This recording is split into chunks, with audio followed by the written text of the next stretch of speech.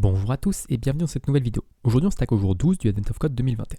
Donc dans ce jour 12, ce qu'on va devoir faire c'est trouver des chemins dans un graphe. Donc on va avoir plusieurs chemins, on va dire start vers A, start vers B, A vers C, A vers B, B vers D, etc., etc. Et nous on va devoir trouver tous les chemins qui vont de start à end. Voilà, autre petite règle, on peut passer plusieurs fois dans les chemins qui sont en minuscules, par contre on peut passer plusieurs fois sur les chemins qui sont en majuscules, par contre on ne peut pas passer plusieurs fois sur les chemins, sur les grottes qui sont en minuscules. Donc là on va pouvoir faire start A end, on va faire start A C A end, on va pouvoir faire start B end, par contre on ne pourra pas faire start B D B end, parce que B on passerait deux fois dessus.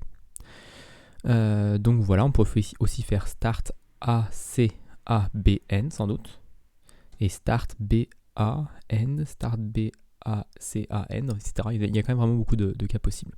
Donc là il y en a 10 par exemple sur ce petit exemple.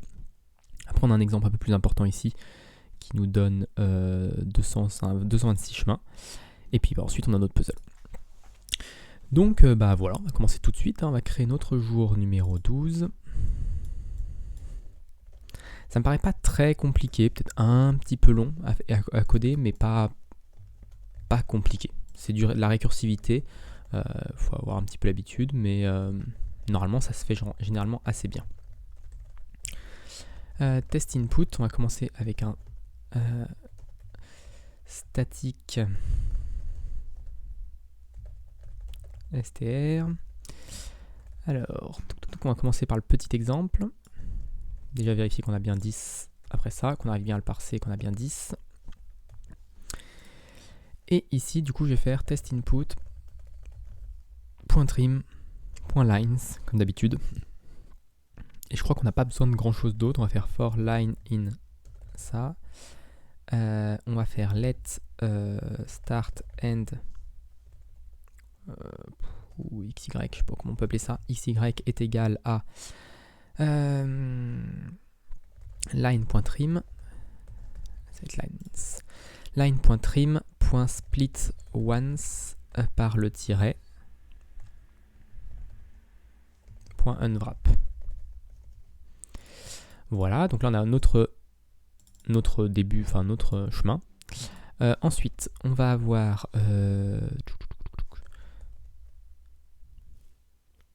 qu'est-ce qu'on va avoir? On va avoir un hmap de let. Alors on va avoir une map, on va appeler ça une map. Ça va être un hmap new. Et map, ça va être un hmap qui va associer une static str à un h7 de static str. En gros, on va associer à start, on va lui associer A et B. Et à A, on va lui associer start, C, B.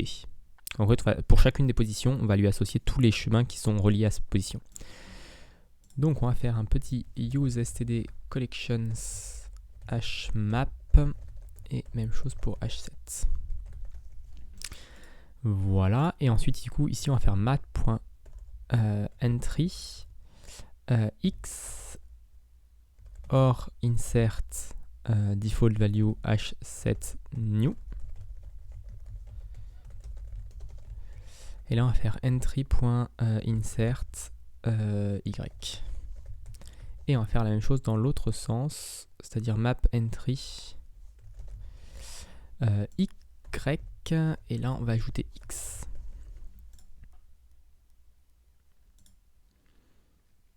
Ok, donc ça je crois que c'est bon. Ensuite, pourquoi or insert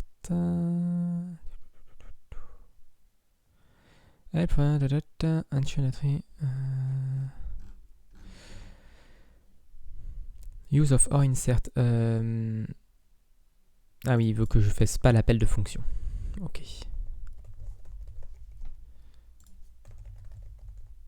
Donc en fait, il veut pas que il faut que je lui passe la fonction comme ça, elle n'est pas appelée. Et s'il y a déjà une entrée, je vais pas créer un h7 vide pour rien. Voilà. Donc ça c'est bon. On a notre test input, on a mis toutes nos données dedans. Et ensuite, on va faire une loop pour calculer. est-ce qu'on fait une loupe ou est-ce que... Non, on va le faire récursivement. Donc on va faire let path est égal à compute path de map et puis start. C'est un truc double guillemets. Hop. Et je crois que là c'est à peu près tout. On va créer notre fonction compute path qui va prendre une map qui va être ça. Et qui va prendre en compte aussi une... qui va prendre aussi du coup une position. Et ça va nous renvoyer un vec de static str. Quelque chose comme ça. Alors, du coup, mismatch type, là il me faut une... Oh, on va passer une référence ici. Je ne sais pas si on passe une position. Non, on va passer un path ici. On va passer un path qui va être un vec static str. Et du coup, ici, on va lui passer un vec. Ok, pourquoi un vecteur? Parce qu'on va l'incrémenter au fur et à mesure. Enfin, on va rajouter des choses à l'intérieur. Donc au début, on est à start. Donc ici, ce qu'on va retourner, ça va être... un vecteur de... Il va y en avoir plusieurs possibles. Donc il va y avoir start A. Du coup là c'est un vec de vec en fait. Parce qu'on va retourner plusieurs chemins avec dans chaque chemin il y aura plusieurs données. Donc en fait on va parcourir toutes les positions accessibles depuis start A. Donc on va faire for position in map.get. Alors on va prendre la dernière position du chemin. Let current position. Donc la position actuelle, c'est path.last. Donc c'est la dernière. Et là, on va faire current position. Donc on va parcourir toutes les positions. Donc là, il veut pas. Pourquoi? Found avec. Oui, parce que c'est en fait là, il veut. On va juste faire ça pour un instant pour pas qu'il y ait d'erreur. Voilà. Current position, expecting found enum options. Donc là, on va faire unwrap parce qu'on sait que il y a forcément. Ça, c'est un vecteur non vide. Alors, on pourrait peut-être le dire dans le système de type d'avoir un vecteur non vide ici, mais bon.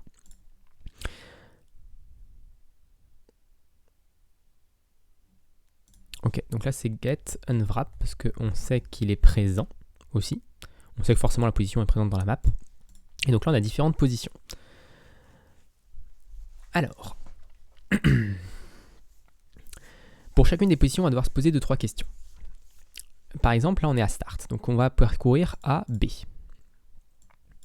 Donc, quand on va parcourir une position, on va se demander est-ce que je peux aller à cette position. Si c'est une majuscule, si la position est en majuscule, dans ce cas-là, on peut y aller quasiment tout le temps, je pense. Alors, pas tout à fait, mais... Parce que là, si on regarde l'exemple. Donc, si je suis à start, je peux aller à A, je peux aller à B. Par contre, maintenant, si j'ai start A, je peux aller à C, je peux aller à B et je peux aller à end. Il n'y a pas de souci. Maintenant, si je suis à start à C, ou... Si je suis à start A, C, A, je ne peux pas aller à C. Parce que je suis déjà allé une fois.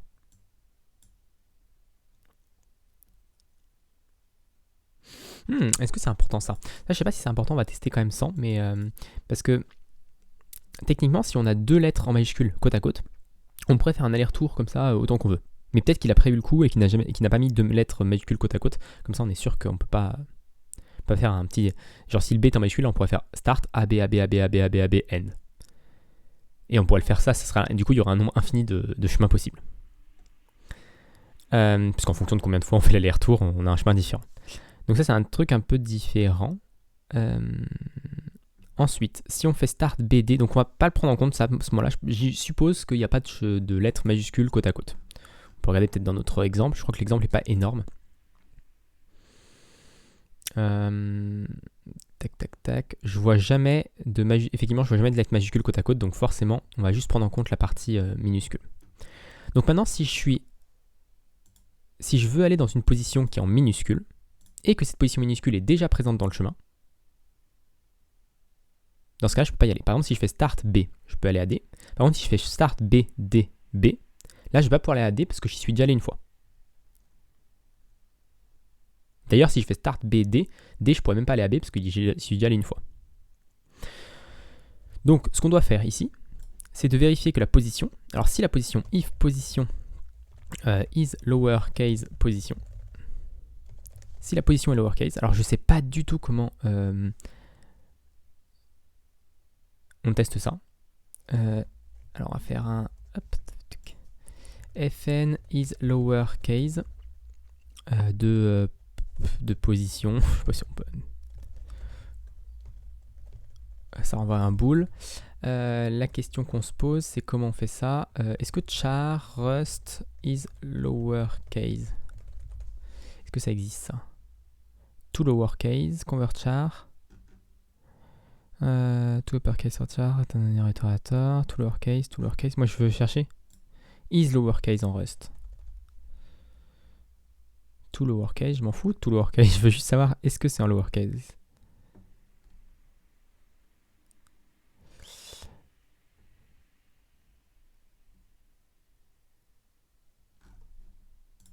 Is ASCII, je sais qu'il y a des fonctions ASCII et UTF-8 pour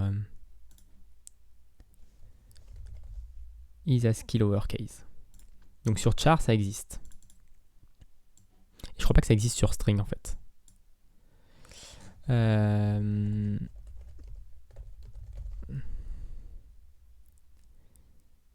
Est-ce que sur str ça existe? Primitive char, est-ce que je peux aller sur str? Ouais, ça n'existe pas sur str. Donc on va faire, ce qu'on va faire, c'est qu'on va faire position for char in position.chars char.isASCII lowercase if not. S'il n'est pas en lowercase, on return false.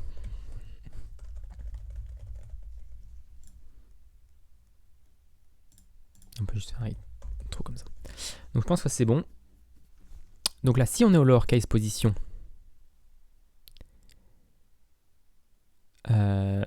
et que path contains position, alors on continue.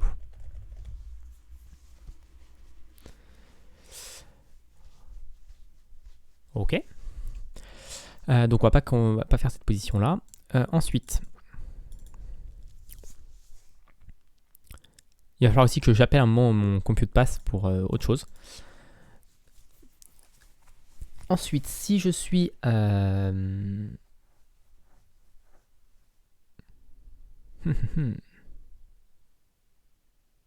que là, je récupère que mon chemin à moi. Et je vais retourner plusieurs chemins possibles.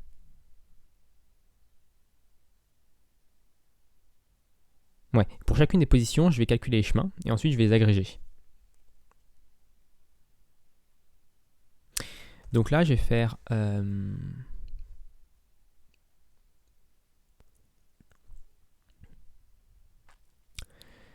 donc là, je vais compute path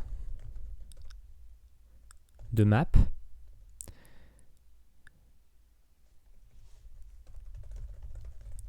New path est égal à path.clone.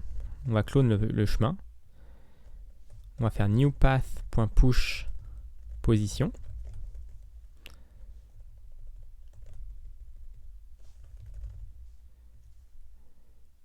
Je lui passe position. Let path est égal à ça.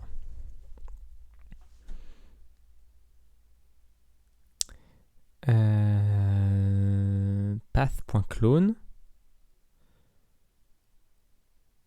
Expected struct vec found str. Parce que path, c'est un vec de string. Ah oui, non, là c'est new path qu'il faut que je passe. Ok. Ok, new path.push. Donc là, il faut que je mette un mute. Très bien. Donc là, c'est déjà une référence, donc il n'y a pas besoin de la borrow. Donc là, on récupère des nouveaux chemins.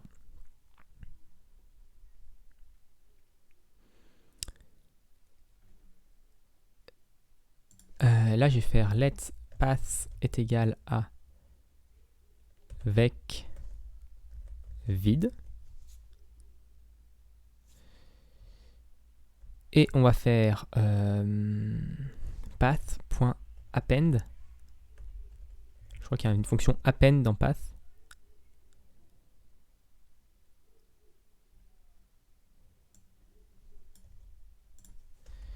Let mute new path. Ça, c'est les nouveaux chemins qu'on va rajouter. On va les rajouter ici.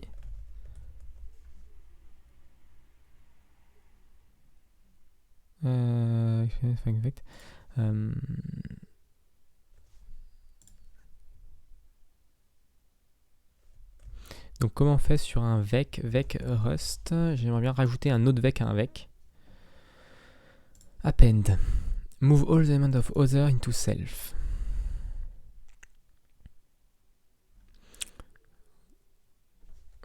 Ok, donc je peux lui passer append, je peux lui passer une mute comme ça.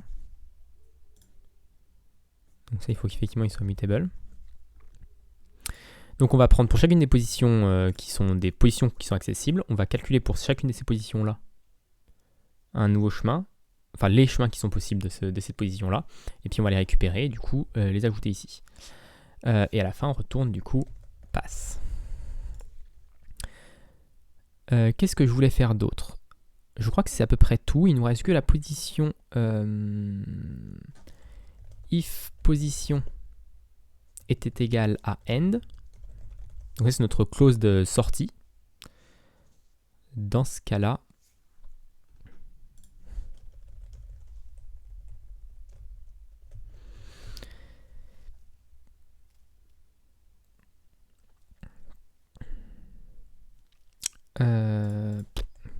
pas donc comme ça. Ouais. If position est égale à n, donc si on est à la dernière position, dans ce cas-là, on n'a pas à recalculer, on va pas calculer les positions depuis end. Donc là, dans ce cas-là, on va retourner juste, on va faire juste path point push. On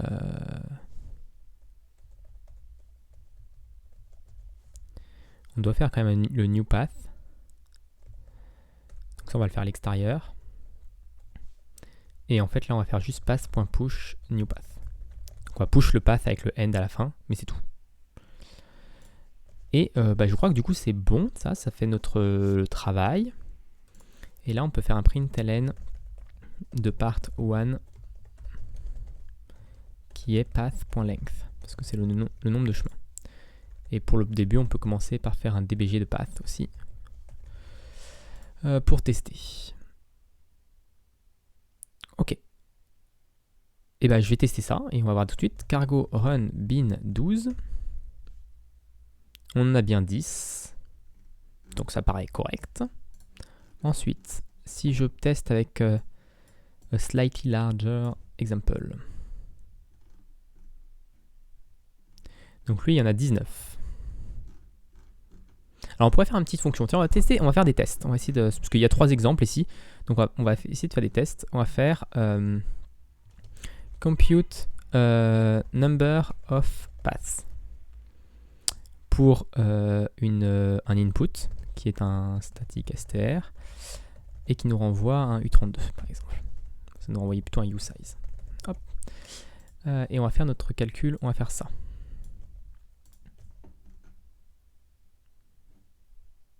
Ok, et là on va retourner pass.length. Voilà.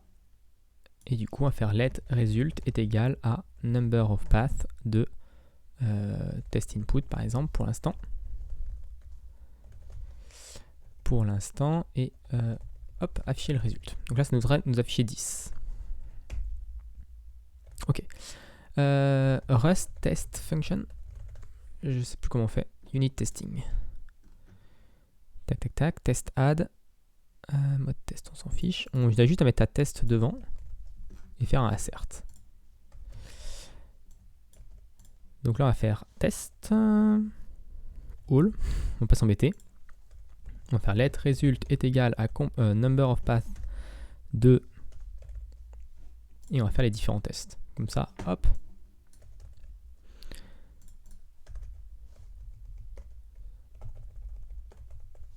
Donc celui-là, assert equals 10 de résulte.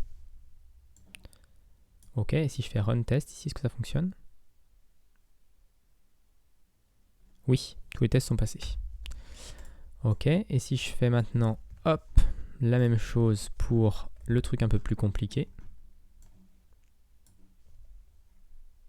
Non, c'est celui-là. Donc celui-là, il y en a 19, normalement. Donc 19 pour celui-là. Je peux refaire run test. Ah, failed. Panique. Alors je vais le faire en vrai. Je vais faire cargo test bin 12. Je pense que ça fonctionne ça. Ok, test, run test. Left, right, 19. Donc 19 pour 10. Pourquoi ici il y en a 10 encore?